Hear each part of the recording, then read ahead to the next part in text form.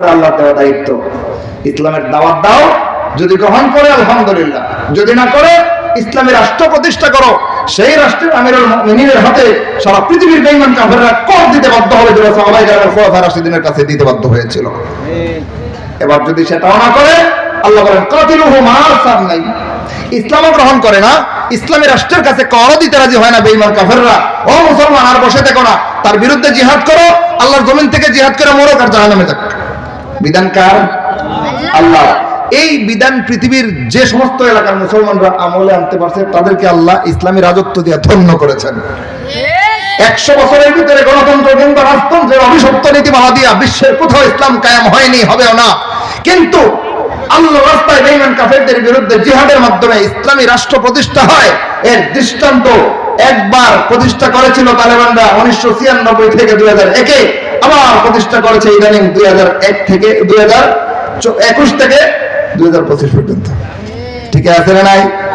ইসলামের রাষ্ট্র কেমনে আসলো ভাই? সেখানে গণতন্ত্রের ভোটে, ওই আরব দেশের রাজতান্ত্রিক সিস্টেমে কেমনে আসছে? জিহাদের মাধ্যমে আসছে। সুতরাং সারা বিশ্বে মুসলমানদের কর্তৃত্ব আর রাজত্ব ধ্বংস হয়েছে ঈমান আমল থেকে ছিটকে পড়ে যাওয়ার কারণে, কোরআন সুন্নাহ ভিত্তিক গাইডলাইন অনুসরণ না করার কারণে। যখন মুসলমান সত্যিকারের ঈমানদার সাহাবায়ে কেরামের মতো আবার ঈমান ধারণ করবে আর রাসূলের শিক্ষা দেওয়া বিধিমালা ইসলামকে সারা পৃথিবীতে প্রতিষ্ঠা করার পথে জিহাদ। পুরো আলোচ্য বিষয়ের শিরোনামের ভিতরে আরো 3টা বিষয় অন্তর্ভুক্ত রয়েছে। 3টা বিষয়ের সমন্বিত রূপ আজকের আলোচ্য বিষয়। প্রথম অংশটা হচ্ছে বিশ্বব্যাপী মুসলিম উম্মাহর অধঃপতন। দ্বিতীয় অংশ হচ্ছে এর পিছনে কারণ কি। তৃতীয় অংশ হচ্ছে এর প্রতিকার কি, সমাধান কি। ইনশাআল্লাহ 1 ঘন্টা সময়ের ভিতরে আমরা এই সামঞ্জস্যপূর্ণ 3টা বিষয়, যা একটা আরেকটাকে শামিল করে, 3টা বিষয়ের আলোচনা শেষ করে আজকের এই অধিবেশন সমাপ্তি করব। আল্লাহ রাব্বুল আলামিন তৌফিক দান করেন। আমিন। প্রথম অংশ হচ্ছে বিশ্বব্যাপী মুসলিম উম্মাহর অধঃপতন। এই বিষয়টা বুঝতে হলে আমাদের একটু লম্বা সময় নিতে হবে, কারণ আমাদের সমাজের জ্ঞানার্জনে গাফেল জনসমাজ তো দূরের কথা, যে সমস্ত সাধারণ মানুষেরা জ্ঞান অর্জনে সচেতন, কোরআন হাদিসের জ্ঞান অর্জন করতেও সচেতন, জাগতিক জ্ঞান অর্জন করতেও আমাদের সমাজে যে সমস্ত মুসলমানেরা সচেতন, তাদের কাছেও এই বিষয়টা মারাত্মকভাবে ঘোলাটে করে রাখা হয়েছে।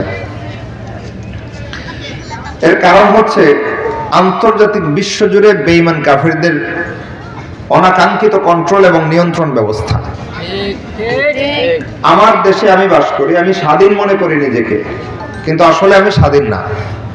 আসলে আমার গলায় একটা শিকল বাঁধা, যে শিকলের আরেকটা মাথা বিশ্ব কুফফার গোষ্ঠীর প্রধান লিডারদের হাতে।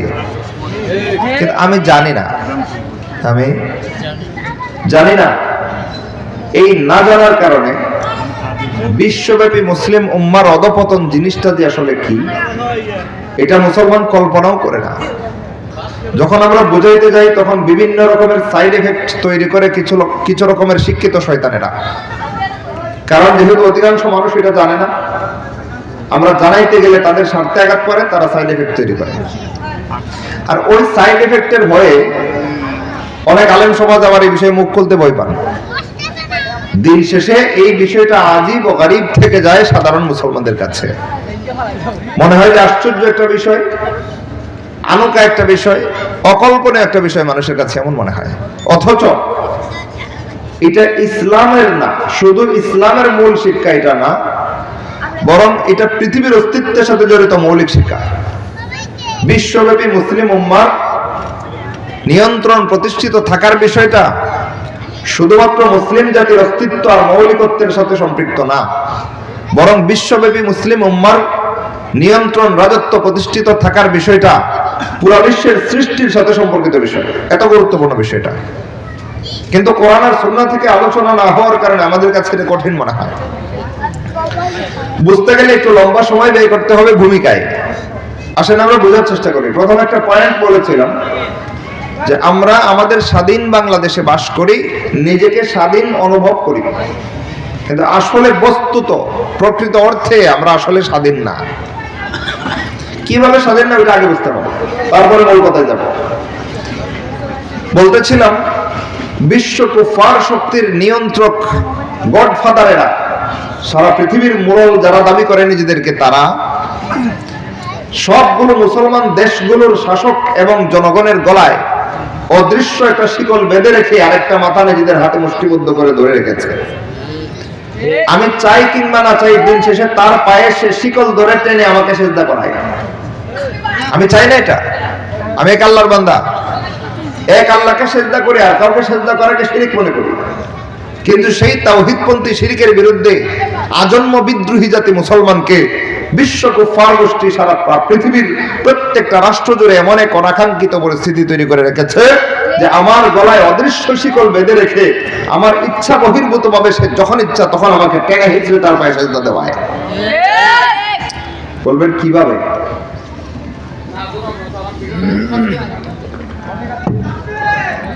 এর ছোট্ট একটা উদাহরণ দিই। আমাদের সমাজে কোনো মানুষ যখন অন্যায় মামলায় পড়ে না, মিথ্যা মামলার আসামি বানায় দেওয়া হয়েছে, খুন করছে একজন, চাপায় দেওয়া হয়েছে আরেকজনের উপরে। এবার তাকে আদালতে তলব করার পরে সে রাষ্ট্রীয় আদালতের কাঠগড়ায় দাঁড়ায়া নিজেকে নির্দোষ প্রমাণ করার জন্য একটা কথা সবার আগে বলে যে আমি রাষ্ট্রবিরোধী কোনো কাজ করি নাই, আমি খুন খারাপের সাথে জড়িত না, আমি দেশের আইনের প্রতি শ্রদ্ধাশীল। বলে কি বলে না? এবং এই বলাটাকে আমরা কোনো দোষ মনে করি না, অত্যন্ত দরবেশির সাথে, অত্যন্ত তৃপ্তির সাথে, অত্যন্ত কনফিডেন্স, আত্মবিশ্বাসের সাথে কথা আমরা উচ্চারণ করি যে আমি আইনের প্রতি শ্রদ্ধাশীল। বলা হয় না? এখন এই কথাটা এক্সাম্পল হিসেবে পেশ করার পরে আপনাদের মধ্যে যারা সচেতন শিক্ষিত, আপনাদের মাথায় একটা প্রশ্ন উকিঝুঁকি করছে, যেটা বলছি তো ভালো কথাই বলছে, সমস্যা কি? সমস্যা কি? এইখানেই সমস্যা। সমস্যা কি বুঝতে না পারাটাই মূল সমস্যা। এবার সমস্যাটা ধরাই দিয়ে শোনেন। আল্লাহ রাব্বুল আলামিন একচ্ছত্র আইনদাতা, আইন দেওয়ার একচ্ছত্র মালিকানা একমাত্র কার? বিশ্বাস করেন তো? ওই বিশ্বাস আমাদের তাওহীদের শিক্ষা, ওই বিশ্বাস আমাদের ঈমান। এই বিশ্বাস ধারণ করতে পারলে ঈমান ঠিক, এই বিশ্বাস নষ্ট হলে ঈমান শেষ। তাহলে যে বিশ্বাসটুকুর উপরে আমার ঈমান নির্ভর করে, যে বিশ্বাস ধারণ করতে পারার নাম ঈমান, যে বিশ্বাস নষ্ট হয়ে যাওয়ার নাম ঈমান বিনষ্ট হয়ে যাওয়া, সেই বলিষ্ঠ বিশ্বাস প্রত্যেকটা মুমিনের অন্তরে রয়েছে। বিধান দেওয়ার একচ্ছত্র মালিকানা একমাত্র আল্লাহর, এবং এটাতে আল্লাহ কাউকে অংশীদার বানান না। এই কথাগুলো, শব্দগুলো একটাও আমার নিজের না, সব আল্লাহ শব্দগুলো। কোথায়, কোন সূরায়, কোন আয়াতে আসেন একটু দেখি। আল্লাহ বলেন ইনিল হুকমু ইল্লা লিল্লাহ, বিধান দেওয়ার একচ্ছত্র মালিকানা একমাত্র আল্লাহর। কোরআনে আছে না নাই? আয়াতটা কি এখানে মন গড়া বসে বানাইলাম না আল্লাহ নাযিল করছেন? তাহলে এই আয়াতে শিখলাম আইন এবং বিধান দেওয়ার একচ্ছত্র মালিকানা একমাত্র আল্লাহ। এখন আপনাদের প্রশ্ন আসতে পারে যে আয়াতের মধ্যে তো একমাত্র শব্দ উল্লেখ নাই, এটা কোথা থেকে আসলো? হ্যাঁ, একমাত্র। এই একমাত্র শব্দের উৎস আরেক আয়াতে। ওখানে আল্লাহ রাব্বুল আলামিন বলেন ওয়ালা ইউশরিকু ফি হুকমিহি আহাদা। আল্লাহ নিজের আইন দেওয়ার ক্ষমতার বেলায়, নিজের বিধান দেওয়ার মালিকানার বেলায় কাউকে অংশীদার বানান না। কি বুঝলেন? এর থেকে কি বুঝলেন? আইন আল্লাহ দেন, প্রশাসনও দেয়, এটাই আল্লাহ বলছেন। আইন আল্লাহ দিবেন, সংবিধানও দিবে, আল্লাহ এটাই বলছেন। আইন আল্লাহ দিবেন, মানুষও তৈরি করবে, এটাই আল্লাহ বলছেন। পরিষ্কার আয়াত, আল্লাহ বলতেছেন লা ইউশরিকু ফি হুকমিহি আহাদা। কাউকে আল্লাহ রাব্বুল আলামিন নিজের আইন দেওয়ার মালিকানায় শরীকদার হতে দেন না। যদি শরীকদার দাবি করে, এটা তাগুত।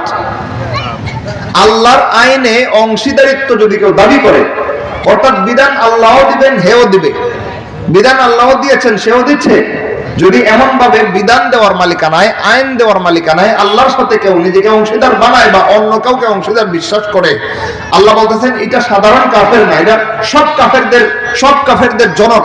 এক একটা কুফরি কর্মকাণ্ডের শিকড় যেখানে থাকে, এই সব কুফরি কর্মকাণ্ডের গডফাদার এটা হচ্ছে তাগুত কাফের। কেমন কাফের? তাগুত কাফের। সাধারণ কাফের থেকে তাগুত কাফের হাজার গুণে বেশি মারাত্মক, জঘন্য।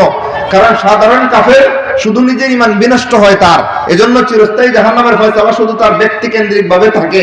কিন্তু তাগুত কাফের যদি কেউ হয়, এ শুধু নিজে নিজে জাহান্নামী হয়ে ক্ষান্ত হয় না, দেশের নাগরিক, দেশের জনগণ, অধীনস্থ মানুষ, প্রজা সাধারণ সবাইকে একসাথে জাহান্নামে বানায়। সুতরাং ব্যক্তিগত কাফের বেশি ভয়ঙ্কর না তাগুত কাফের বেশি ভয়ঙ্কর? এবার আসুন তাগুত কাফের কাকে বলে ওইটা বুঝে নেই আগে, তাহলে হয়তো আইনের বিষয়টা ক্লিয়ার হবে না। তাগুত কাকে বলে এর সংজ্ঞায় কোরআনে হাদিসে যা কিছু আমাদের জন্য নির্দেশনা এসেছে, সব কথার সার কথা হলো কুল্লু মা ইউতা ওয়া ইউবাদু মিন দুনিল্লাহি ওয়া হুয়া রাযিন বিহি ফাহুয়া তাগুতুন। আল্লাহ ছাড়া যার আনুগত্য করা হয়, আল্লাহ ছাড়া যার ইবাদত করা হয়, সে যদি সেটা সন্তুষ্ট চিত্তে মাইনা নেয় বা ইচ্ছায় করে করায়, তাহলে সে তাগুত। এটা হচ্ছে তাগুত শব্দের ইসলামী আইনশাস্ত্রের সংজ্ঞা বা পরিভাষা। এত কঠিন ভাবে অনেকের মনে নাও থাকতে পারে, আমি আরেকটু সহজ করে বলে দেই। যার কারণে বান্দা আল্লাহর সীমানা লঙ্ঘন করে সে তাগুত। কথাটা মনে থাকবে? যার কারণে বান্দা আল্লাহর সীমানা লঙ্ঘন করে সে তাগুত। আবার বলি, যার কারণে বান্দা আল্লাহর সীমানা লঙ্ঘন করে তার নাম তাগুত। মনে থাকবে তো? এবার আসেন কার কার কারণে সমাজে আমরা আল্লাহর সীমানা লঙ্ঘন করি একটু দেখি। আল্লাহ বলেছেন আকিমুস সালাহ, সালাত কায়েম করো। রাসূল বলেছেন ফামান তারাকাহা ফাকাদ কাফার। হাদিসের ব্যাখ্যা রয়েছে, কিন্তু একটা ব্যাখ্যা সামনে নিয়ে আসি ওয়াইদান। রাসূল বলেন যে ব্যক্তি সালাত ছেড়ে দিবে সে কুফরি করলো। হাদিসের ব্যাখ্যা রয়েছে। মুহাদ্দিসিনে কেরামদের বিশাল এক জামাত শেষ পর্যন্ত তারা এই ফয়সালায় উপনীত হয়েছেন, কোন মুসলমান যদি স্বেচ্ছায় সজ্ঞানে বিনা ওজরে সালাত ছাড়তে থাকে সে মুমিন থাকবে না, কাফের হয়ে যাবে। তাইলে যে ইবাদতটার নির্দেশ আল্লাহ নিজে করেছেন,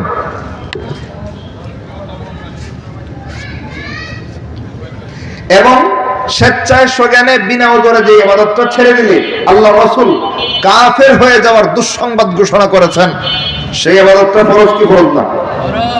এবার বলেন আপনার রাষ্ট্রীয় আইনে কি আছে? সালাত পড়া ফরজ না ইচ্ছাধীন? ইচ্ছাধীন। আল্লাহ ফরজ করেছেন, ওরা ইচ্ছাধীন করেছেন।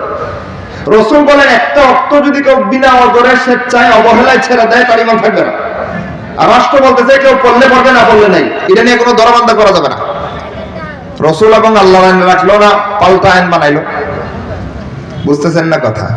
আল্লাহ এবং রাসূলের আইন সালাত কায়েম করাই লাগবে, এর ব্যাপারে কোনো অন্যথা নাই।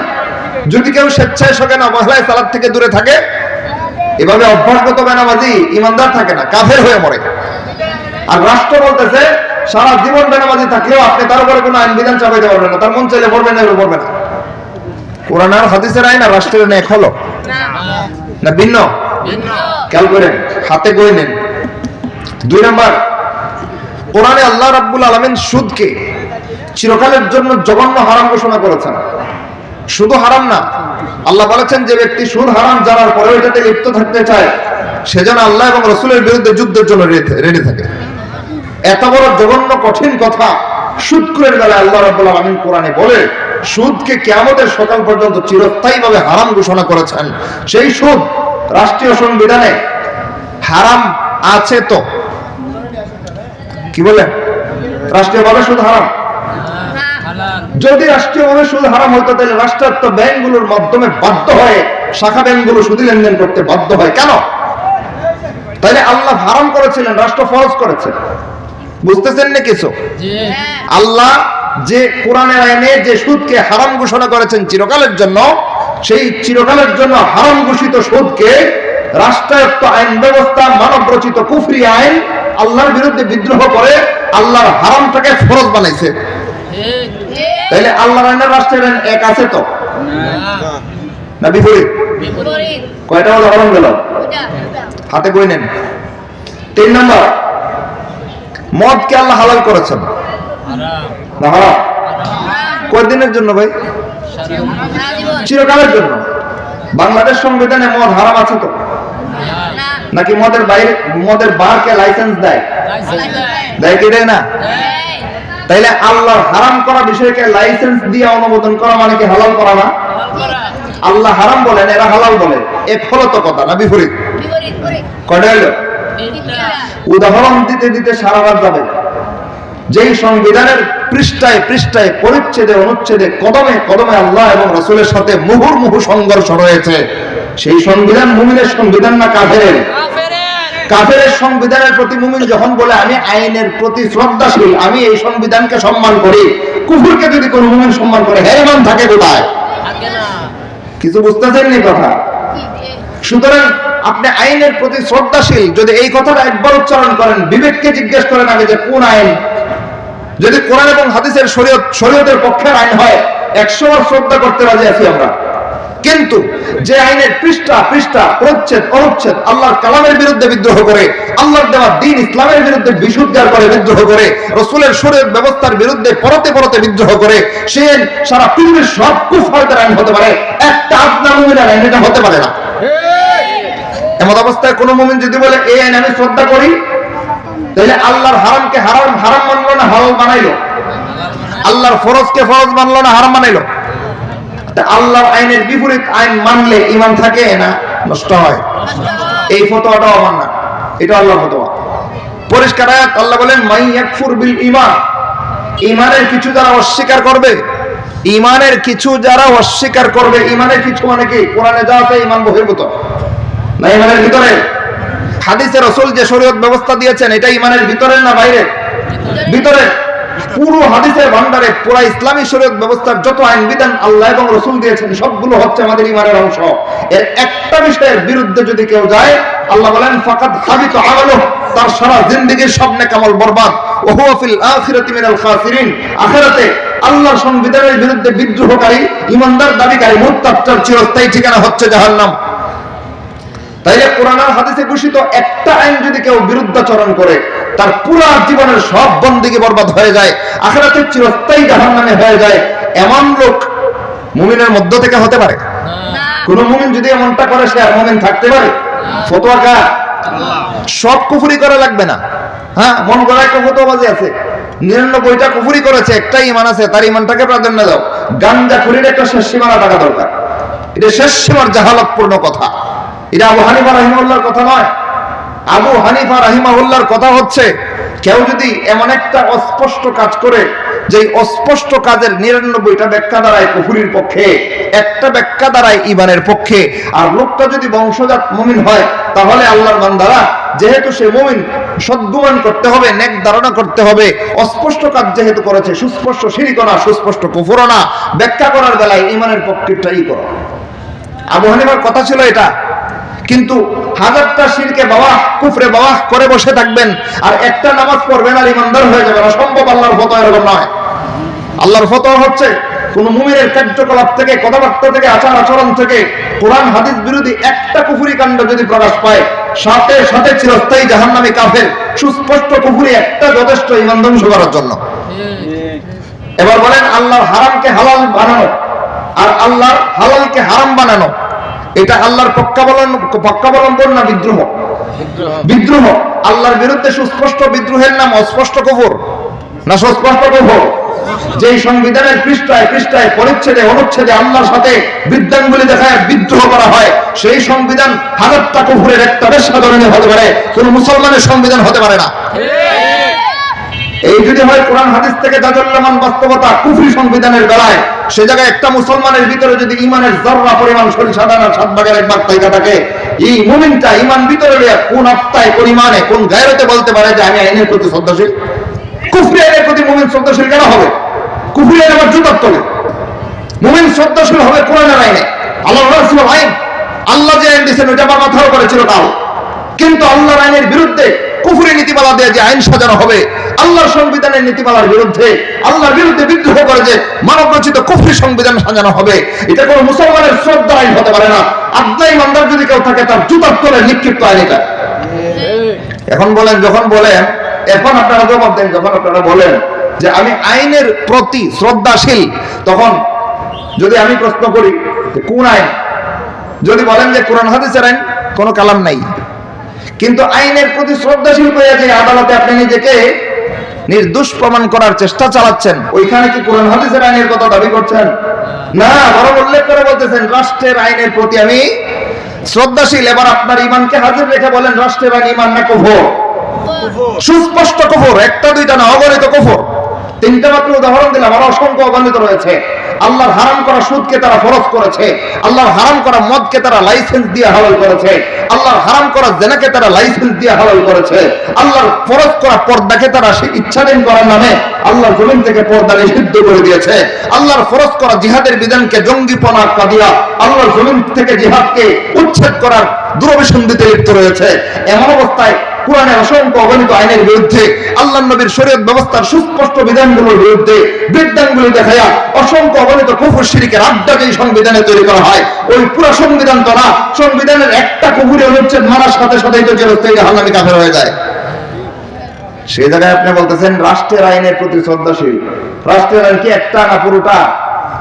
যে একটা কুফরি আইন সমর্থন করলে আপনার ইমান জবাই হয়ে যায়, চিরকালের জন্য জাহান্নাম ঠিকানা হয়ে যায়, সেই কুফরি সংবিধান পুরোটা মানার ঘোষণা দিয়ে যখন দরবেশি দেখান আর নিজেকে নির্দোষ প্রমাণ করার জন্য দাবি করেন রাষ্ট্রের আইনের প্রতি আমি শ্রদ্ধাশীল, নিজে ইমানের দিকে তাকান, কি করেছেন? আল্লাহর বিরুদ্ধে কুফরি আইনকে শ্রদ্ধা করে ইমান জবাই করেছেন সাথে সাথে। এদেশে এটা আছে না নাই? এবার আসেন এক সাইড গেল আর এক সাইডে যাই।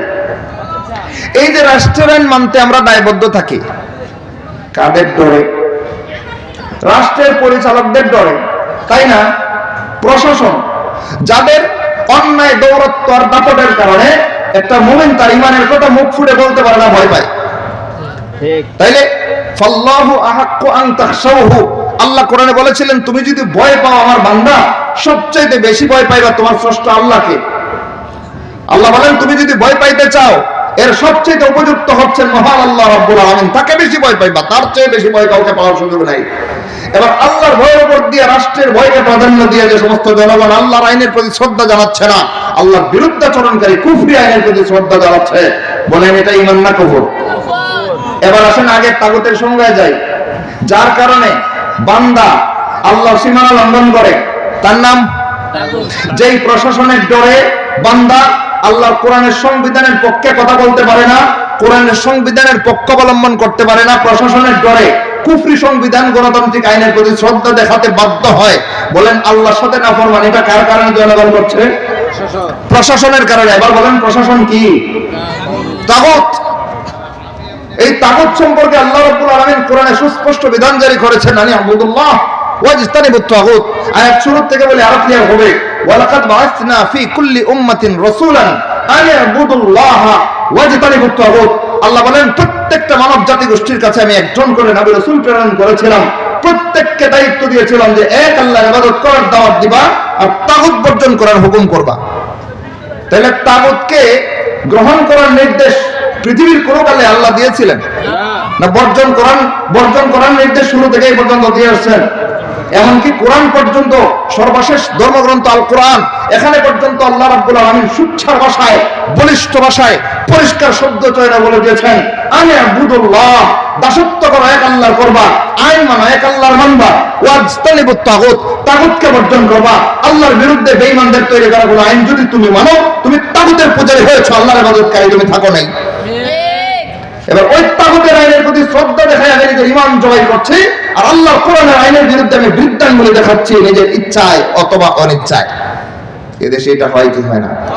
এবার যে লোকটা মঞ্চে দাঁড়ায় বলতেছে, কাঠগড়ায় দাঁড়ায় বলতেছে আমি আইনের প্রতি শ্রদ্ধাশীল, সে বুঝুক আর না বুঝুক, যে আইনের প্রতি শ্রদ্ধা সে দেখাচ্ছে, এটা ঈমান না কুফর? কুফর। এই কুফরি নীতিওয়ালা মুসলমান দেশের মাথায় চাপাইছে কে? আগের কথায় যাচ্ছি, পয়েন্ট মনে আছে তো? আন্তর্জাতিক কুফফার বিশ্ব মুসলমানদেরকে তাওআন আও কারহান, স্বেচ্ছায় কিংবা অনিচ্ছায়, বুঝুক কিংবা না বুঝুক, যে কোনো ভাবে সারা পৃথিবীর প্রত্যেকটা মুসলিম রাষ্ট্রের জনগণকে শাসকদের মাধ্যমে আন্তর্জাতিক কুফফারেরা, বেঈমান কাফের সন্ত্রাসীদের গডফাদারেরা প্রত্যেকটা মুসলমান দেশের প্রত্যেকটা নাগরিককে ইচ্ছায় কিংবা অনিচ্ছায়, জানায় কিংবা অজানায় শিকল ধরে টেনে তাদের পায়ে সেজদা করতে বাধ্য করছে। ওই কথার পয়েন্ট মনে আছে তো? এবার আসেন ওই কথায় ফিরে যাই, খেয়াল করেন। যে সংবিধানের প্রতি শ্রদ্ধা দেখাতে গিয়া, যে কুফরি রাষ্ট্রের কুফরি আইনের প্রতি শ্রদ্ধা দেখাতে গিয়া আল্লাহর বান্দা মুমিন বলতেছে আমি এই কুফরি আইনকে শ্রদ্ধা করি, বললে ইমান থাকবে? এই কুফরি আইনের প্রতি শ্রদ্ধা জানাচ্ছে কার ভয়ে? প্রশাসনের ভয়ে। আল্লাহর ভয় বাদ দিয়া আল্লাহর ভয়ের উপরে যার ভয় প্রাধান্য দেওয়া হয় সে কি? তাগুত। যার কারণে বান্দা আল্লাহর সীমা লঙ্ঘন করে সে কি? তাগুত। তাইলে প্রশাসনের কুফরি আইনের কারণে আল্লাহর বান্দারা আল্লাহর আইন লঙ্ঘন করছে, যার কারণে বান্দা আল্লাহর আইন লঙ্ঘন করে সে যদি তাগুত হয়, তাহলে প্রশাসনের কারণে বান্দা যখন কোরআনের আইন লঙ্ঘন করতে বাধ্য হয় তখন প্রশাসনের বিধান কি দাঁড়ায়? তাগুত। এই তাগুত গুলো যে সংবিধান মুসলমানদের মাথায় চাপায়া যুগের পর যুগ ধরে প্রায় শতাব্দী কাল যাবৎ মুসলিম বিশ্ব শাসন করে আসছে, সেই সবগুলো কুফরি সংবিধানের জনক কাফের বিন কাফের, দাজ্জাল বিন দাজ্জাল, আব্রাহাম লিঙ্কন, আমেরিকার কুখ্যাত প্রেসিডেন্ট। নাম শুনছেন তার? এই আব্রাহাম লিঙ্কন দাজ্জাল, আমেরিকার কুখ্যাত প্রেসিডেন্ট, কাফের বিন কাফের, দাজ্জাল বিন দাজ্জাল, মাকদুব বিন মাকদুব, জাহান্নামী বিন জাহান্নামী, জাহান্নামীর পোলা জাহান্নামী। আব্রাহাম লিঙ্কন দাজ্জাল গণতন্ত্র নামক এক কুফরি সংবিধান তৈরি করেছে। সেই পুরা কুফরি জীবনী ব্যবস্থাটা প্রত্যেকটা মুসলিম রাষ্ট্রের মাথায় নির্বাচনী পন্থায় গণতন্ত্রের সিস্টেমে চাপায় দিছে। দিছেটা দেয় নাই। এবার আওয়ামী লীগ বলেন আর বিএনপি বলেন, জাতীয় পার্টি বলেন আর জামাতে ইসলামী বলেন, চরমোনাই বলেন আর কওমি ওলামায়ে কেরামের দল বলেন, যে বা যারা এই রাজনীতি করেন, যে বা যারা গণতান্ত্রিক রাজনীতি করেন, প্রশাসনে যখন যান, যাওয়ার সময় এই কুফরি সংবিধানটা ডাস্টবিনে ফেলায়া কোরআনের সংবিধানটা টেবিলের উপরে রাখা যান। বুঝতেছেন না কথা? একটু কঠিন কথা মনে হয়। আবার বলি, ক্ষমতার চেয়ারে যে বা যারা যায়, চাই সেকুলার কোন দল যায়, চাই ধর্মভিত্তিক রাজনীতির কোন দল যায়, যে কেউ যাক না কেন, কুফুরের জায়গায় কুফুর রাইখা দলীয় রাজনীতির সিস্টেমটা মাত্র 5, 10, 15 বছর পর্যন্ত পরিচালিত থাকে, আবার উত্থান পতন ঘটে। দিন শেষে যেই কুফুর সেই কুফুর সারা বাংলাদেশের প্রত্যেকটা মুসলমানের মাথায় চাপানোই থাকে 24 ঘন্টা। কথা বুঝাইতে ভুল করলাম? আবার বলি, মনে করেন 15 বছর লেডি ফেরাউন হাসিনা আমাদের উপরে কর্তৃত্ব করেছে, করছে না? এই সময় মনে করেন যে কোরআন হাদিসের 100% ইসলামী সংবিধান কার্যকর ছিল? ছিল তো? ছিল না? আবার খেয়াল করেন আমরা কোথায় দৌড়াই আর সমস্যা কোন জায়গায়? এই কুফরি সংবিধান মাথার উপরে চাপায়া ধইরা আওয়ামী লীগ সরকার দেশ শাসন করছে। এবার কথার কথা বিএনপি যদি ক্ষমতায় আসে, এই কুফরি সংবিধান মাথার উপর থেকে কমেটে নিক্ষেপ করে তারপরে 100% কোরআনের সংবিধান দিয়ে দেশ চালাবে তো? না। ভুল বললাম? চালাবে তো নাকি? না, ওইটাই এটাই। খেয়াল করেন, কথা কিন্তু রাগ করে না, আমি কোনো কথা কাউরে ভয় ভয় বলি না। আল্লাহর গোলাম, আল্লাহর ওকালতি করি, আল্লাহর গোলাম, আল্লাহর দাসত্ব করি। মালিক কোরআনে যা বলছেন সেটা বলতে আমি মালিকের কাছে দায়বদ্ধ। কেউ বললে বলুক, না বলে নাই, আমার বলতে হবে, কারণ আল্লাহর কাছে আমার জবাবদিহিতা আছে। কোরআনে আল্লাহ যা বলেছেন, হাদিসে রাসূল যা বলেছেন, বাল্লিগু আন্নী ওয়ালাউ আয়া, একটা কথা যদি আমার পক্ষ থেকে শিখে থাকো মানম্য পৌঁছে দেওয়া আল্লাহর বান্দাদের কাছে, এটা রাসূলের দেওয়া দায়িত্ব, আমি পৌঁছে দিতে হবে।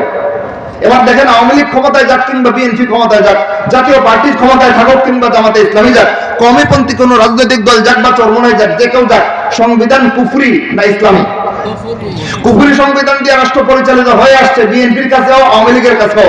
এবার যদি জামাতে ইসলামী যায়, তারা হয়তো কুফরি সংবিধানটা বাদ দিয়ে দেবে না। তাহলে তারা যদি না পারে, তাহলে চরমোনাই গেলে পারবে? পারবে তো? তারা পারবে না। তাহলে কওমিপন্থী যে রাজনৈতিক দলরা আছে, এরা পারবে? করছে অতীতে, জুটে গেছিল তো ক্ষমতায়, গেছিল না? কওমিপন্থী রাজনৈতিক দলগুলো জুটে গেছিল না নির্বাচনে? একবার পাশ করে নাই? 5 বছর ছিল না ক্ষমতায়? কুফরি সংবিধান মাথা থেকে নামাইছে তো। দিন শেষে কি হলো? ক্ষমতার ফলাবদল হচ্ছে অজস্র অগণিত কুফরির জনক, গণতান্ত্রিক কুফরি সংবিধান যুগের পর যুগ ধরে বাংলার 90% মুসলমানের উপরে কর্তৃত্ব রাজত্ব করে আসছে, এখন পর্যন্ত কর্তৃত্ব করছে। আমাদের ইমান কোথায়? দুনিয়ায় থাকতে ইচ্ছা করে না ভাই। এবং বেঙ্গলি জীবন নিয়ে দুনিয়াতে থাকার চাইতে ইমানদারের 1 সেকেন্ডের জীবন বহু ভালো ছিল। কেউ প্রাণ প্রয়োগ করে দিত, শহীদ হয়ে মরে যেতাম, অনেক ভালো ছিল, অনেক ভালো ছিল। কুকুরের মাথায় নিয়ে মুমিন পরিচয় দেবো, অসম্ভব হতে পারে না। মুমিন পরিচয় দিয়ে মুমিনের মতো সিংহের গর্জন দেবো। আর যদি মুমিনের মতো সিংহের গর্জন দিতে না পারে, আল্লাহর পক্ষ হয়ে বেঈমান কাফেরের পক্ষ নিয়ে চুপ থাকতে হয়। এমন একটা সেকেন্ডে হয়ে আর চাই না, কেউ গুলি করে বেড়ে দেয়, করে দেবো।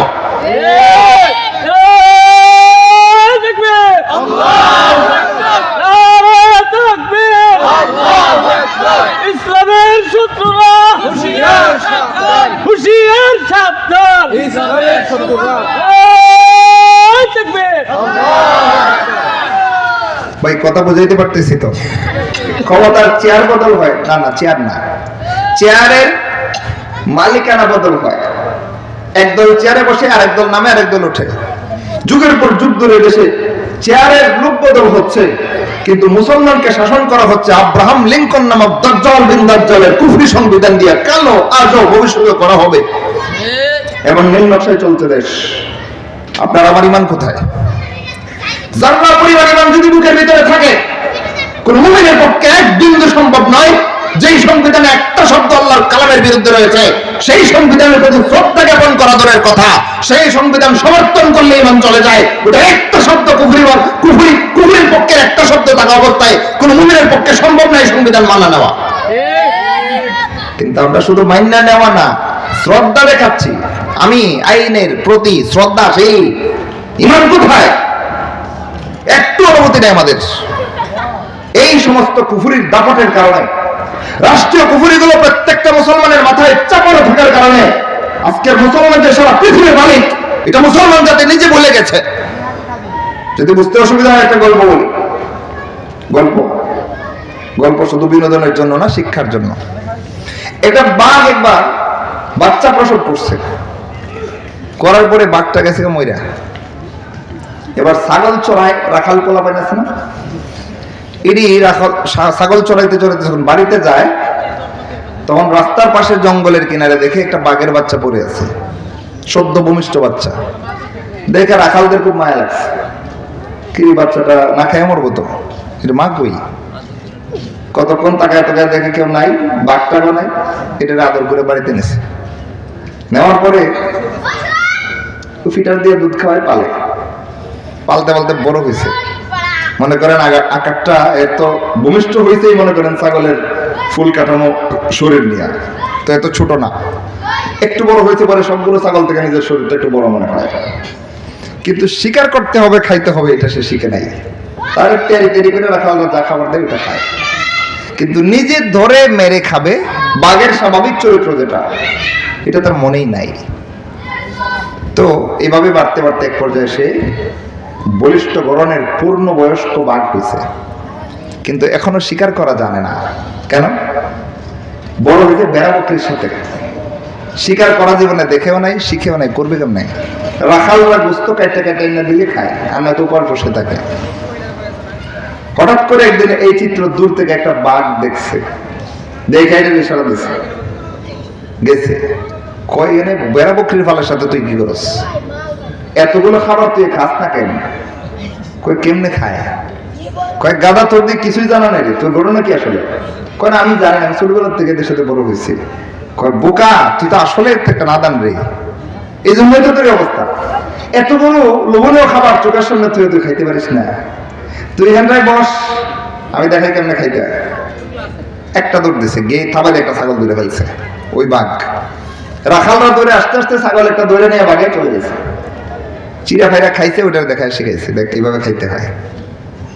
এবার ওই বাঘ চিন্তা করছে, আরে সর্বনাশ, আমি তো আসলে বাঘের জাত, আমি বেড়া বকরির মতো কাপুরুষ কবের দিকে হলাম যে মালিক খাবার দিলে খাবো না, উপরে বসে থাকবো। এরপর থেকে সে শিকার শুরু করলো। ওই বেড়া বকরি ছাগলের পালের সাথে বাঘ থাকলে বাঘের যে চরিত্র হয়, বেঈমান কাফেরদের তৈরি করা কুফরি সংবিধানের ছত্রছায়ায় মুমিন যদি থাকে তাদের ঈমান নষ্ট হইতে হইতে এমন তলানিতে নামে কুফর মাথায় নিয়ে যে ঘুরে, এটার খবরও থাকে না। কিন্তু সচ্চা ইমানদারের পরশ যদি জররা পরিমাণ ইমানদার কোন মুমিন পায়, আল্লাহর কসম, মুমিনের ভিতরে জররা পরিমাণ ইমানের পাওয়ার যদি থাকে, তাকে সচ্চা ইমানদারের পরশ পায়, যে কোনো জায়গায় পৃথিবীর যে কোনো প্রান্তে সে জ্বলে উঠতে বাধ্য। এবার আসেন ইমানের স্ফুলিঙ্গ একটু জ্বলে উঠি, ইমানের অগ্নি স্ফুলিঙ্গ একটু নিজের ভিতরে জ্বালিয়ে তুলি। কুফরি সংবিধানের একটা অংশ, একটা শব্দ বান্যা নিলে আমার ইমান থাকে না। ওই সংবিধানের প্রতি শ্রদ্ধাকে হন গেল, ওই সংবিধানের প্রতি কোটিবার ধিক্কার মারি আমি। যেই সংবিধানে একটা শব্দ কোরআনের বিরুদ্ধে রয়েছে, যেই সংবিধানে আল্লাহর হারাম করা আইনকে হালাল বানানো হয়েছে, যে কুফরি সংবিধানে আল্লাহর ফরজ করা আইনগুলোকে হারাম বানানো হয়েছে, এমন জঘন্য কুফরি রাজ্যখানা সংবিধান মুমিনের সংবিধান হতেই পারে না। কুফফারদের তৈরি করা, মুসলমানের জুতার তলে পিষ্ট হওয়া সংবিধান এটা। এই কুফরি সংবিধান যতদিন মাথার থেকে নামানো হয়েছে ততদিন বিএনপি আওয়ামী লীগ বুঝে না, জামাত চরমনাই বুঝে না, কওমে কিংবা দেওবন্দি আহলে হাদিস কিচ্ছু বুঝে না। আমি নিজে আমার মাথার উপর থেকে কুফর হটাইতে হবে। কথা ক্লিয়ার? এই জন্য অনেক সময় আমাকে অনেক প্রশ্ন করে, হুজুর আপনি কোন দলের পক্ষে? আমি পরিষ্কার বলে দিই, আমি কোন দলের পক্ষে না, আমি ইমানের পক্ষে, কুফরির বিরুদ্ধে। কথা ক্লিয়ার? একবারে সুস্পষ্ট কথা, এটা আমার কথা না, এটা ইমানের কথা। একজন মুমিনের ইমানের ভিতরে 99 জায়গায় ইমান আছে, এক জায়গায় যদি কুফরের সাথে আঘাত করে সাথে সাথে তার ইমান শেষ, চিরস্থায়ী জাহান্নাম ঠিকানা হয়ে যায়। একটা ইমানদার, একটা তাওহীদপন্থী আল্লাহর বান্দার ভিতরে 99 জায়গায় আল্লাহর আনুগত্য রয়েছে, একটা জায়গায় যদি আল্লাহর বিরুদ্ধে সরকারের বা প্রশাসন বা অন্য কোনো কিছুর আনুগত্য হয় তাহলে সেটা শিরক হয়ে যায়। যেই মুমিনের জীবনে একটা শিরক কিংবা কুফর ঢুকে সে মুমিন থাকে না, জান্নাতি থাকে না, চিরস্থায়ী জাহান্নাম তার ঠিকানা হয়ে যায়। এমন অবস্থায় সারা পৃথিবীর প্রত্যেকটা মুমিনের ইমানি দায়িত্ব হচ্ছে একটা শিরক কিংবা একটা কুফর যেই সংবিধানে থাকবে সেই সংবিধান থেকে সব রকমের কুফর আর শিরক হটানো পর্যন্ত ওই সংবিধানে শ্রদ্ধারে লাথি মারতে হবে। এবার যদি এতটুকু কথা ক্লিয়ার ভাবে কোরআন আর সুন্নাত থেকে দলিল পেশ করার মাধ্যমে ব্যক্ত করার পরেও কোন কাফের ডিম ফুলা বাচ্চা এসে বলতে চায় রাষ্ট্রদ্রোহী আলোচনা, দাজ্জাল তুই আল্লাহর বিরুদ্ধে বিদ্রোহ করেছিস, রাষ্ট্রদ্রোহী কথা তোর মুখ থেকে উচ্চারণ হওয়ার অধিকার তোর নাই, এটা বলেছে আমাদেরকে। এক জায়গায় আলোচনা করার পরে কয় হুজুর তো রাষ্ট্রদ্রোহী কথা কয়, এই দাজ্জাল তোর রাষ্ট্রই মানবে, তোর রাষ্ট্র কুফরি, রাষ্ট্র কবুল করলে আমি ইমানদার কুফরের বিরুদ্ধে হাজার বার স্লোগান দেবো, বাঁচতে ইমান নিয়ে বাঁচবো, মরলে ইমান নিয়ে মরে যাবো, কুফর মাথায় নেই নাই, কুফর মাথায় নিয়ে বাঁচবো না, কুফর মাথায় নিয়ে মরবো না, ইমানের শেষ কথা। কিন্তু এতটুকু কথা বলতে মুমিন কেন ভয় পাবে? আর ভয় যদি পায় তার ভিতরে নেফাক ঢুকেছে, তার ভিতরে ইমান নাই। ইমানের পক্ষে এতটুকু কথা যে মুমিন বলিষ্ঠভাবে বলতে পারে না, তার ভিতরে ইমান নাই, নেফাক ঢুকছে। রবের পক্ষে, রবের দুনিয়া দাঁড়ায় যদি রবের পক্ষে কথা বলতে না পারে তাহলে আর কথা বলার অধিকার কারণ নেই, ঠিক কিনা ভাই? আচ্ছা, যে রাষ্ট্র কুফরি সংবিধানকে আইন বানায় ওই রাষ্ট্র ইসলামে না কুফরি? মুমিনের ইমানের সাথে কুফর যায়? কোন মুমিন যদি কুফরের সাথে আঘাত করে ইমান থাকে? এই কথাটা কি গুরাইন্নে পেছেন্নে কথা না, সুস্পষ্ট কথা। এই সুস্পষ্ট কথাটা ব্যক্ত করার পরে যদি কেউ রাষ্ট্রদ্রোহিতার তকমা লাগাইতে আসে বুঝতে হবে এটা আল্লাহর গোলাম না, এটা কুফরের রাষ্ট্রের কাফের গোলাম। কুফরের বিরুদ্ধে কথা বললে কোন কুলাঙ্গার যদি আল্লাহর বান্দাদের বিরুদ্ধে কুফরের পক্ষ হয়ে এসে রাষ্ট্রদ্রোহিতার তকমা লাগাইতে চায় বুঝতে হবে এটা আল্লাহর জমিনের বৈধ বাসিন্দা, আল্লাহর বান্দা না, এটা আল্লাহর জমিনের অবৈধ বাসিন্দা, কাফেরদের বান্দা। সুতরাং তাদের সাথে কোনো আপোষ নাই যারা কুফরের পক্ষ হয়ে আল্লাহর বান্দাদের বিরুদ্ধে দমন পীড়ন করতে আসে। কথা পরিষ্কার? এবার আসেন মূল কথায় যাই। তাহলে যে সংবিধানে কুফরি থাকে হাজারটা না একটা, এই সংবিধান যদি কোনো মুমিন মানে তার ইমানের দশা কি? মুমিন না কাফের? কাফের। আর যারা কুফরি সংবিধান মুসলমানের মাথায় চাপায়, কুফরি সংবিধানের পক্ষ হয়ে আল্লাহর বান্দাদেরকে রাষ্ট্রদ্রোহিতার তকমা লাগাইতে দুঃসাহস দেখায়, এরা কি? তাগুত। যাদেরকে বর্জন না করলে ইমান আসবে না। আল্লাহ বলেছেন আনি আবুদুল্লাহ ওয়াজতানিবুত তাগুত, এক আল্লাহর হুকুম মানবা, এক আল্লাহর ইবাদত করবা, সারা পৃথিবীতে এক আল্লাহর দাসত্বের রাজত্ব কায়েম করবা, তাগুতকে বর্জন করবা সব সময়। যদি তাগুতের সাথে আপোষ করেছো আল্লাহর সাথে ইমান শেষ। আর যদি আল্লাহর সাথে ইমান রাখতে হয় তাগুতের সাথে বিদ্রোহ করতেই হবে। এই তাগুতের সাথে বিদ্রোহী ইমান আল্লাহ রাব্বুল আলামিন আমাদেরকে শিক্ষা দিতে গিয়া কোরআনে বারবার, হাদিসে রাসূল বারবার শিক্ষা দিয়েছেন তাওহীদের কালেমা লা ইলাহা ইল্লাল্লাহ। কি কালেমা? লা ইলাহা ইল্লাল্লাহ। এই কালেমার ভিতরে তাগুত বর্জনের শিক্ষাও আছে, কালেমার ভিতরে এক আল্লাহর আনুগত্যশীল হওয়ার কথাও আছে। কিভাবে আছে? সারা জীবন তো কালেমা মুখস্থ করছি, মক্তবে পড়ছি, অর্থও তো জানি আল্লাহ ছাড়া কোনো মাবুদ নেই। আহা, কি সহজ সরল অর্থ। কিন্তু এই কালেমার দাবি কি রয়েছে? হাদিসে আল্লাহ নবী সাল্লাল্লাহু আলাইহি ওয়াসাল্লাম এই কালেমার সাথে আরো কি কি শিক্ষা দিয়েছেন কিচ্ছু আমাদের মস্তিষ্কে নাই। কালেমার প্রথম অংশটাই হচ্ছে কুফর বিত তাগুত, তাগুত বর্জন করার ঘোষণা। কোনটা সেটা? লা ইলাহা, কোন ইলাহ নাই। কি নাই? কোন ইলাহ নাই। ইলাহ কে আছেন? ইল্লাল্লাহ, একমাত্র আল্লাহ আছেন আমার ইলাহ। আনুগত্য করতে হলে একমাত্র আল্লাহকে করবো, কাউকে করবো না। ওই কাউকে করবো না কতটা আগে, কতটা আগে ইল্লাল্লাহু লা ইলাহা না, কালেমা এইভাবে না, তাওহীদের কালেমা এইভাবে লা ইলাহা ইল্লাল্লাহু। কোন প্রকার তাগুত মানি না, শুধু আল্লাহ মানি। তাগুতকে ছাইরা শুধু আল্লাহ মানি। কালেমার অর্থটা এইভাবেই সাজানো হয়েছে, আল্লাহ এইভাবেই কালেমা শিক্ষা দিয়েছেন। লা ইলাহা, কিচ্ছু মানি না, কোনো ইলাহ নাই।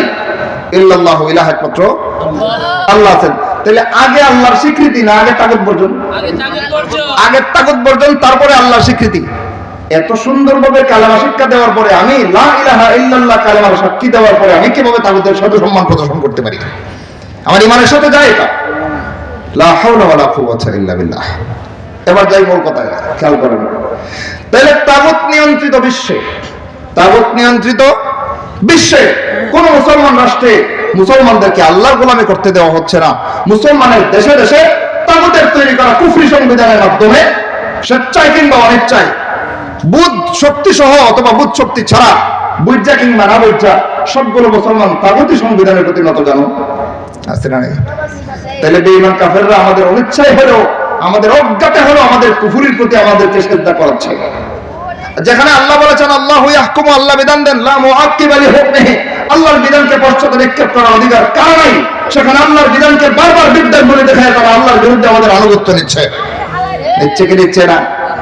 আল্লাহ বলেন আনি আবুদুল্লাহ, এক আল্লাহর গোলামি করো, ওয়াজতানিবুত তাগুত, তাগুত বর্জন করো। আমরা এক আল্লাহর গোলামি বাদ দিয়ে তাগুতের ইবাদতে লাগছি।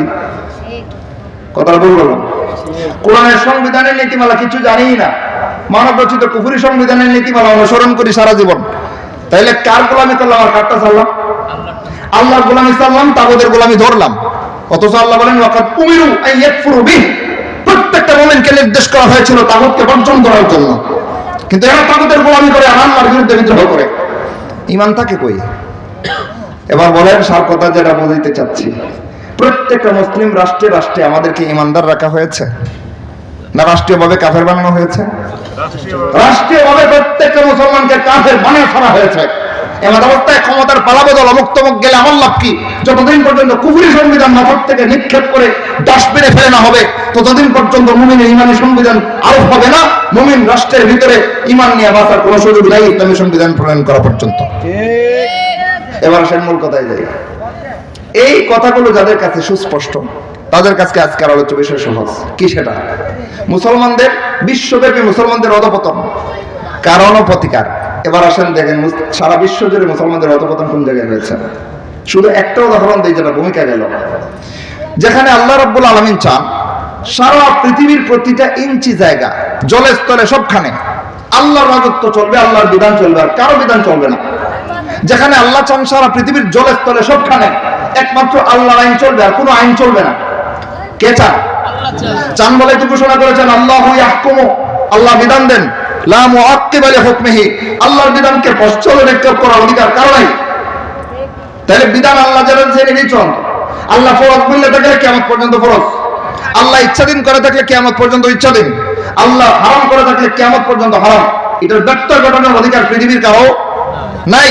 এই যদি হয় আল্লাহর আইন, এবং আল্লাহ চান এই আইন সারা পৃথিবীর সবাই মানুষ জলে স্থলে প্রতিটি জায়গায় আল্লাহর এই আইনের বিজয় হোক, সে জায়গায় আজকের বিশ্বে আমরা কি দেখতে পাচ্ছি? আল্লাহর এই আইন বিজয় আছে তো না? নাই।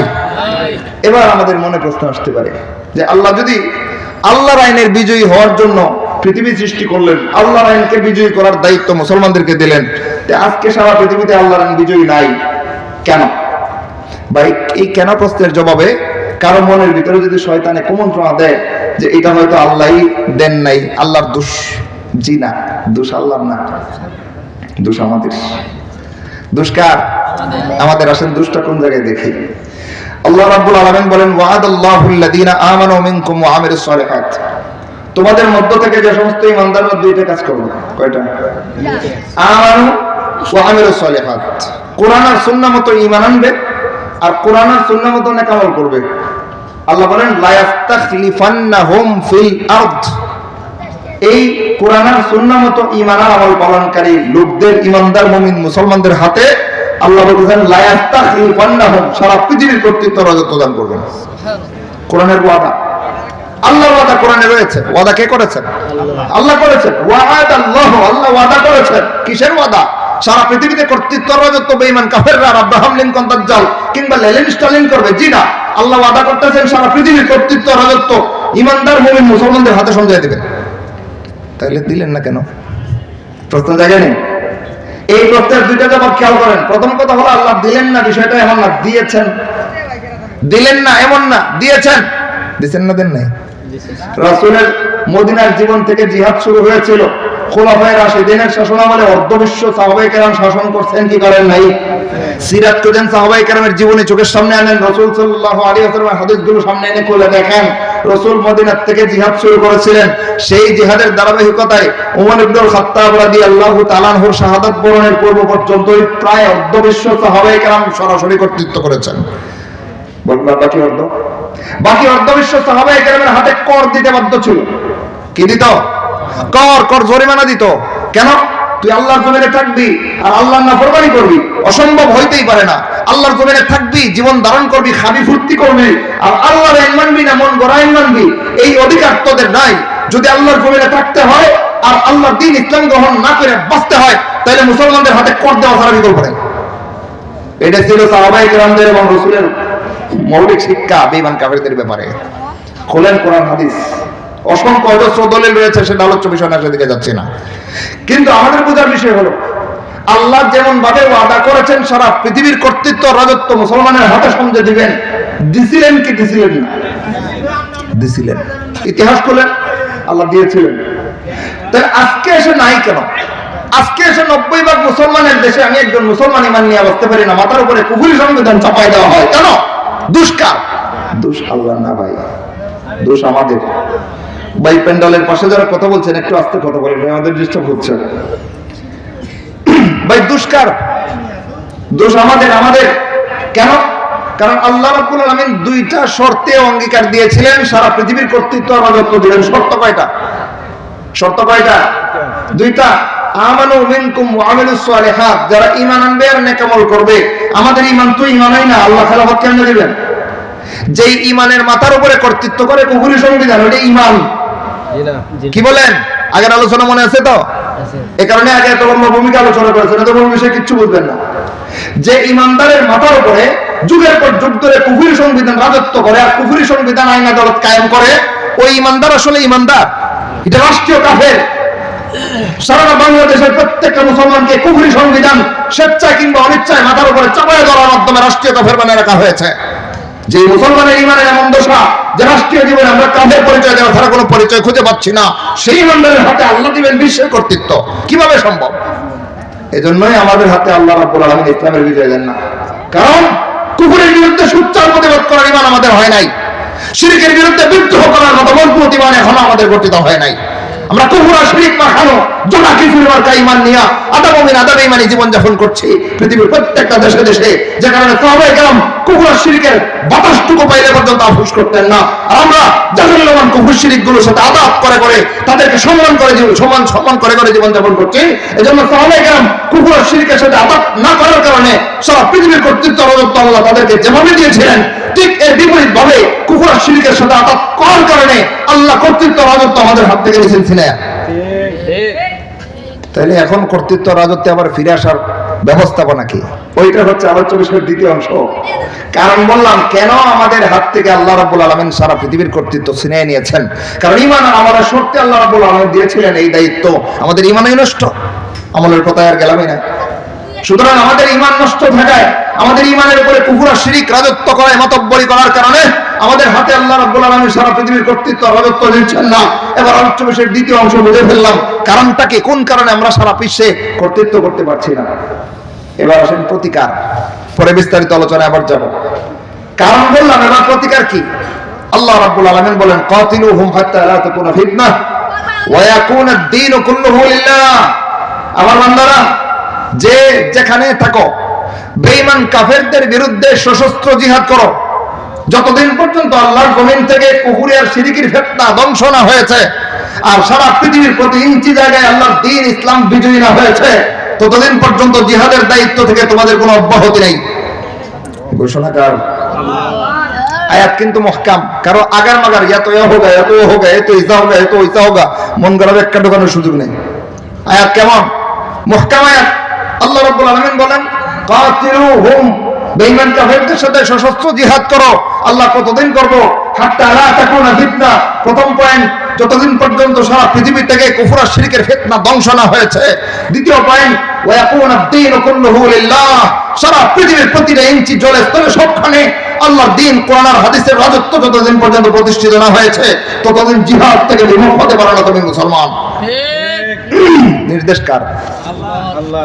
আমরা নির্দেশ পালন করতেছি তো, এই জন্যই সারা পৃথিবীর কর্তৃত্ব রাজত্ব আল্লাহ আমাদের হাতে দিচ্ছেন না। পৃথিবীর পুরো একটা ভূখণ্ডের মুসলমান যদি এই আদেশ আমল করে, আল্লাহ এই যুগের ভিতরে মাত্র 3-4 বছর আগে আল্লাহ রাব্বুল আলামিন আবার চোখের সামনে দেখাইছেন, দেখো আমার বান্দারা, আমি যেভাবে বলেছি এভাবে যদি তুমি ইসলাম কায়েম চাও আমি দিয়ে থাকি। আল্লাহ দেখাইছেন না? কোথায়? আফগানিস্তান, ইসলামী মারা। আমেরিকার বিতরণের পরে সুস্পষ্ট ভাষায় তালেবান সরকার ঘোষণা করেছে আজ থেকে সারা আফগানিস্তানে চলবে একমাত্র কোরআন হাদিসের ইসলামী আইন। ঘোষণা করছে না করে নাই? সেখানে ইসলামী বিচার ব্যবস্থা আছে না নাই? আইন বিভাগে, সংবিধানে কোন অনুচ্ছেদে পরিচ্ছেদে দূরের কথা কোন একটা শব্দ কোরআন হাদিসের বিরুদ্ধে আফগানিস্তানে আছে এখন? নাই। কেন? এই সংবিধান কিভাবে তারা আনতে পারলো? বুটাবুটির নির্বাচনে ফাঁস কইরা। ওই নির্বাচন দিয়ে ফাঁস কইরা গতি দিকে করবো নাকি? ওই কুফরি সংবিধানটাই তো মাথা নেবে নাকি? হায় রে মুসলমান, কই যে দৌড়ায়, কই যে দৌড়ায় আমি বুঝি না। রাষ্ট্র থেকে ইসলাম প্রতিষ্ঠা করে ফেলবে। আহা, কি আফসোস, কি আশা আকাঙ্ক্ষা। 100 বছর অতিক্রান্ত হয়েছে পৃথিবীতে গণতন্ত্র আবিষ্কার হওয়ার পরে, প্রায় শতখানেক বছর হয়ে গেছে।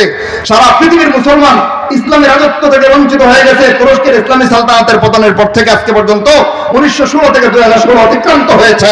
100 বছর। অবাক, 100 বছরের ভিতরে গণতান্ত্রিক কুফরির মাধ্যমে বিশ্বের কোন একটা ভূখণ্ডে কোন মুসলমান ফেতনাবাজরা যারা এই গণতন্ত্রের কুফর ধারণ করে বলে যে আমরা ক্ষমতায় গিয়ে ইসলাম প্রতিষ্ঠা করে ফেলবো, আল্লাহ কসম করে বলি, আপনাদের সারা পৃথিবীর মানুষকে সাক্ষী রেখে বলি, 100 বছরের ভিতরে গণতন্ত্রের কুফর দিয়া পৃথিবীর 1 ইঞ্চি জায়গায় ইসলাম আসেনাই, আসবেও না। বলছি ভাই, কথা বুঝতেছেন তো? কথা হয়তো ইমানের কারণে, ভিতরে ইমানের উপরে আঘাতের সাথে কুফরির জর্জরিত হওয়া আঘাতগুলোর কারণে কথা বলিষ্ঠভাবে বলছি, কিন্তু একটা কথা কিন্তু জজবায় বলছি না। যেটা বলেছে আবার মাথায় খেয়াল করেন। গণতন্ত্র পৃথিবীতে আবিষ্কার হয়েছে প্রায় শতখানেক বছরের কাছাকাছি, আর সারা পৃথিবীর মুসলমান ইসলামী রাজত্ব থেকে, মুসলিম রাজত্ব থেকে বঞ্চিত হয়েছে তুরস্কের ইসলামী সালতানাতের পতনের পর থেকে। খেয়াল করতেছেন? তাইলে তুরস্কের মুসলিম সালতানাত পতন হয়েছে 1916-তে। এখন কত চলে ইংরেজি? 2025 শেষ দিক, তাই না? তাইলে 2016 পর্যন্ত 100 বছর, আর 25 পর্যন্ত আরো 9 বছর।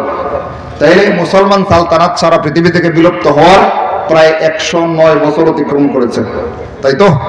এবার গণতন্ত্র আবিষ্কার হয়েছে প্রায় 100 বছরের কাছাকাছি সময়।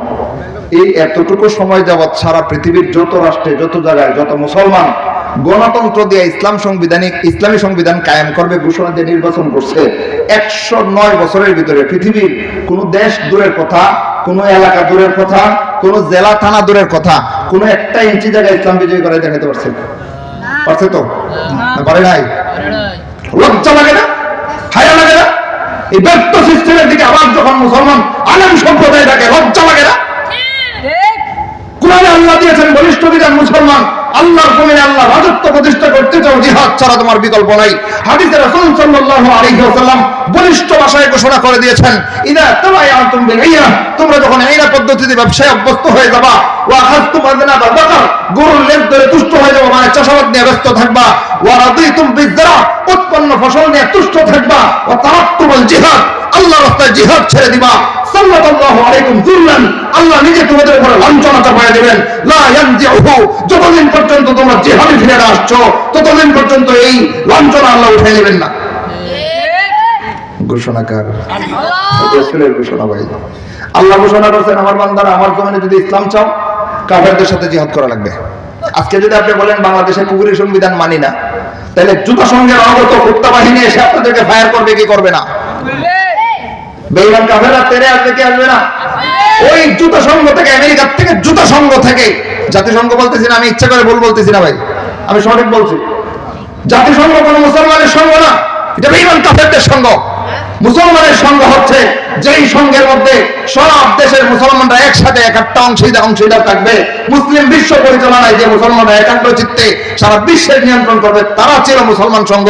কিন্তু মুসলমান কোন সংঘ পৃথিবীতে নাই, যা আছে বহুজাতিক বেঈমান কাফেরদের সংঘ আছে। বিশ্বের কোন জায়গায় কোন মুসলমানের দুর্দিনে তারা পাশে আসে না।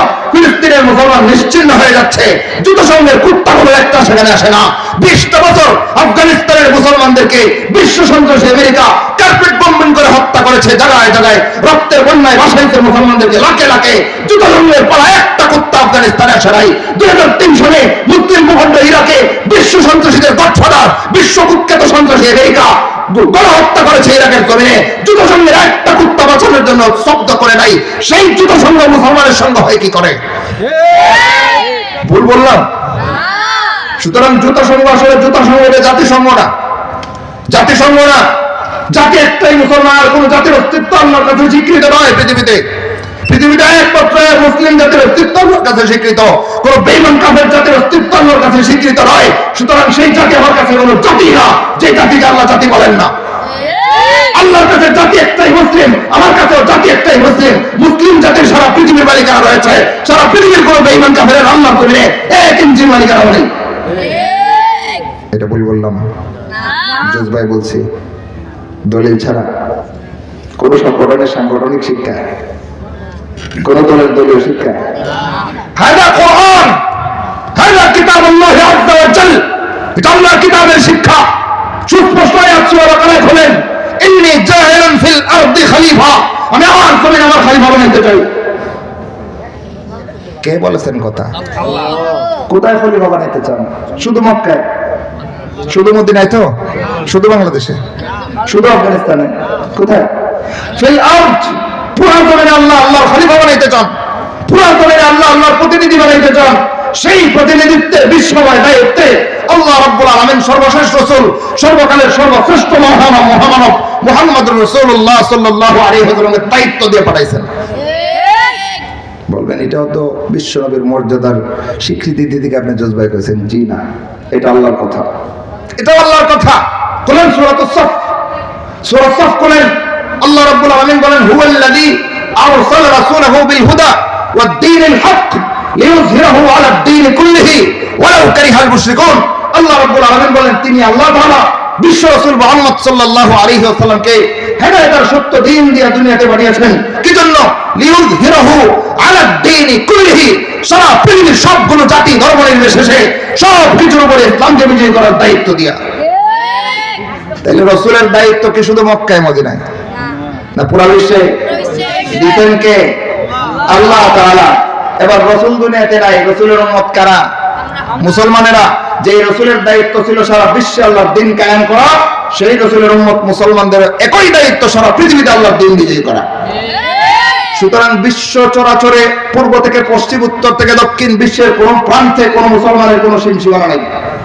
মুসলমানের একচ্ছত্র মালিকানা হয়েছে পুরো পৃথিবী। মুসলমানের মালিকানা কোন অংশ? পুরো পৃথিবী। আল্লাহ ওয়াইতে বলেছেন, জাইলুন ফিল আরদি খলিফা, আমার জমিনে আমি খলিফা বানাইতে চাই, আমার প্রতিনিধি বানাইতে চাই। আবার একটু আগে তেলাওয়াত করা আয়াতে আল্লাহ বলেছেন, ওয়া'আদাল্লাহু আল্লাযীনা আমানু মিনকুম ওয়া আমিলুস সালিহাত, তোমাদের মধ্য থেকে যারা ঈমান আনবে, নেক আমল করবে, লা ইস্তাখলিফান্নাহুম ফিল আরদ, সারা পৃথিবীর কর্তৃত্ব আল্লাহ দিয়ে দিবেন। এই আয়াতগুলো সামনে আনলে অবস্থা কি দাঁড়ায়?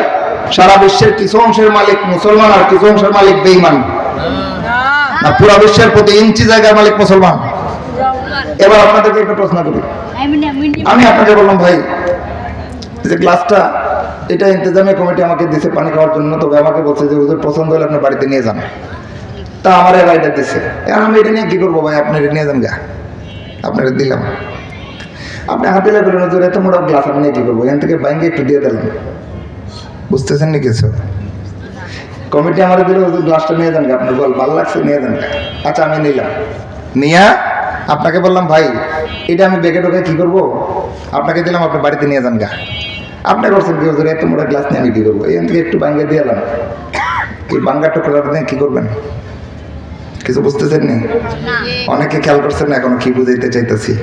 আল্লাহ রাব্বুল আলামিন বলতেছেন, এই ইমানদার মুসলমান শুনে রাখো, পৃথিবীর Bangladesh, Pakistan, Bharat, Afghanistan, Iraq, Saudi, Qatar, Bahrain, Dubai, Oman, Kuwait, Mecca কিংবা মদিনা কোন একটা দুইটা ভূখণ্ডের মালিকানা তোমাদেরকে দেই নাই। সারা পৃথিবীর প্রতিটা ইঞ্চি জলস্তর সবখানের নাগরিকত্ব, মালিকানা, রাজত্ব সবকিছু তোমাদেরকে দিলাম। সারা পৃথিবীর সব ভূখণ্ডের মালিকানা কার? মুসলমানের। দিয়েছেন কে? আমি বলতেছি আল্লাহ, এতটি লাগতো না, সারা বিশ্ব তো লাগতোই না, আমার দেশেও এতটা লাগতো না। দেশটা সবার বলে কি বলি না, ইসলাম স্লোগান, জালাল্লাবান কুফরি স্লোগান এটা। কিন্তু বেঈমান কাফেররা আমাদের শিক্ষা সিলেবাস নিয়ন্ত্রণ করে। বেঈমান কাফেররা আমেরিকায় বসে বসে আমাদের সংবিধান নিয়ন্ত্রণ করে। বেঈমান কাফেররা আমেরিকায় বসে বসে আমাদের গলায় কুফর আর শিরকের শিকল লাগায়, তাই না? আমাদেরকে জ্ঞাতিসারে কিংবা অজ্ঞাতে শিরক কিংবা কুফর অজস্রটা করাচ্ছে, যে কারণে এত বড় মোটা থাকে কুফরি স্লোগান আমার মাথায় ঢুকে না, যেটা কুফর ঢুকে না। ভয় পাইতেছেন যে হুজুর এখন এটা কি কইতাছে, এটা দিয়ে এনসিপির ফলাফল লিখছে, এনসিপির ফলাফল আল্লাহ নবী যা করবো সব ঠিক। এরা ভুল করতে পারে না? এরা স্কুলে কলেজে পড়ছে, ইমান ইসলাম শিখে নাই, সুতরাং ইসলামের পয়েন্টে এরা ভুল 100 বার করতে পারে, পারে কি পারে না? তার জন্য ভুল বলতে হবে কি হবে না? এটা কোরআনের সাথে সাংঘর্ষিক প্রমাণ।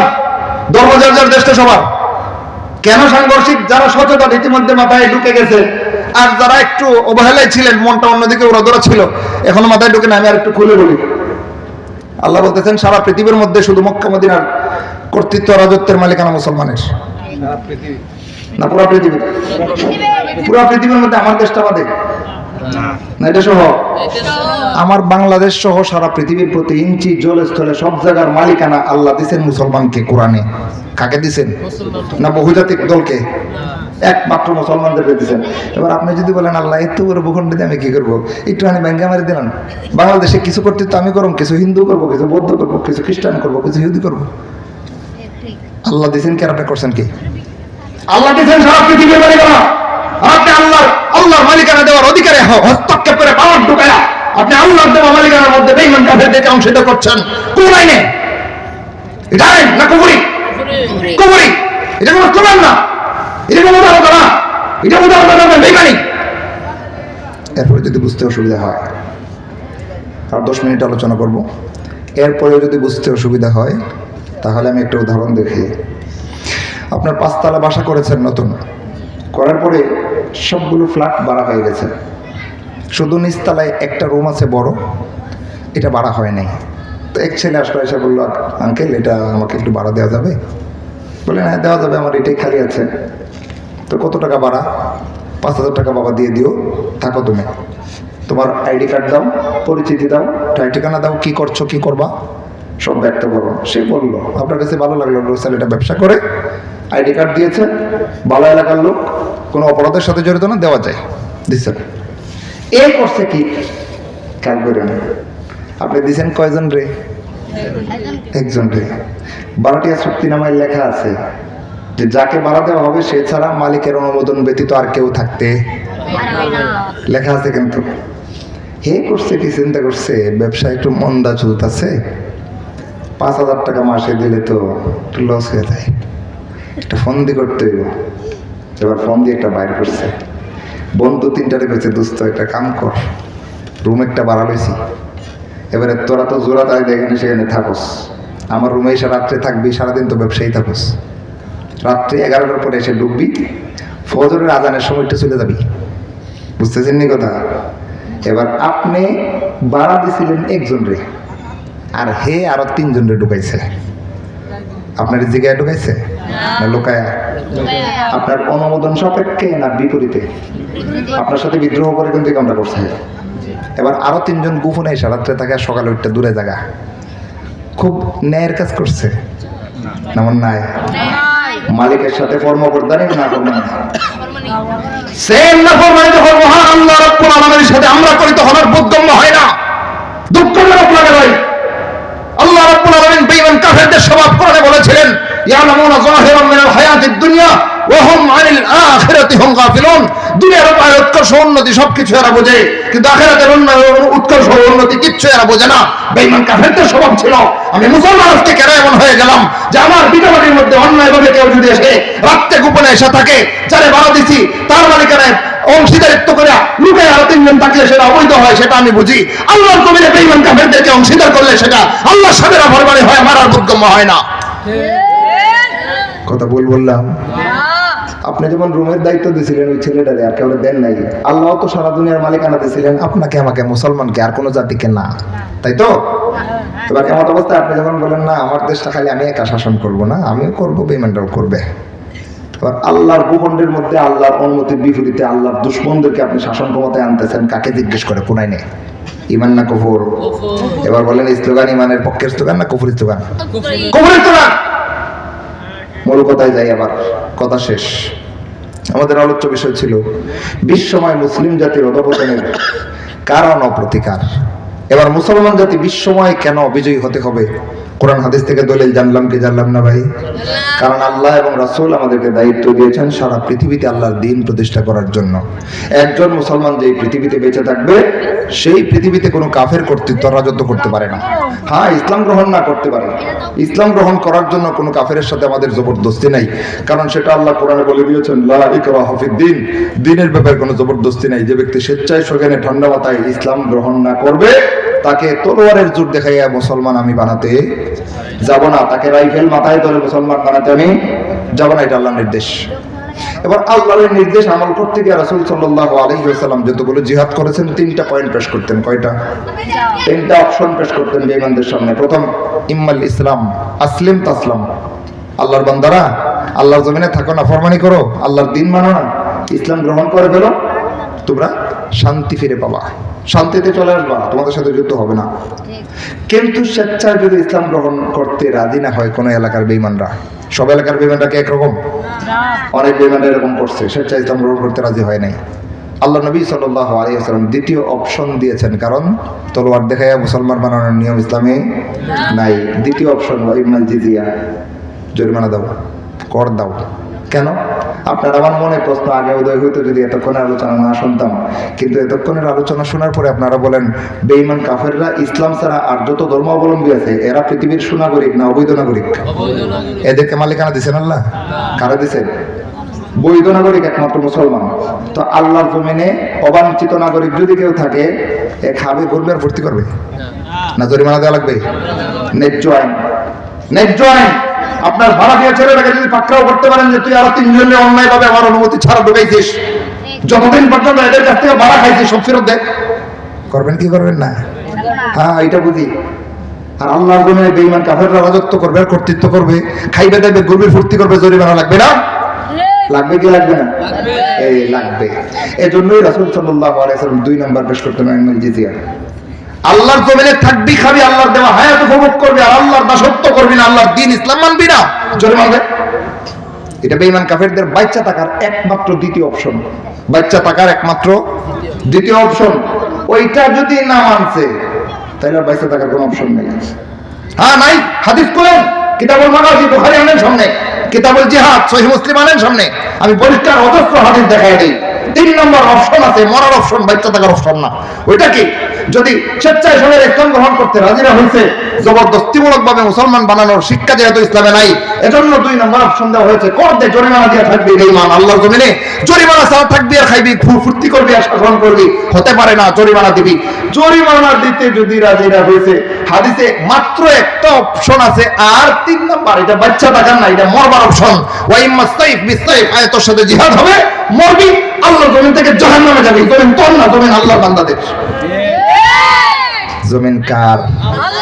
কোন বেঈমানের? জমিন একমাত্র আল্লাহর বান্দা ইমানদারদের।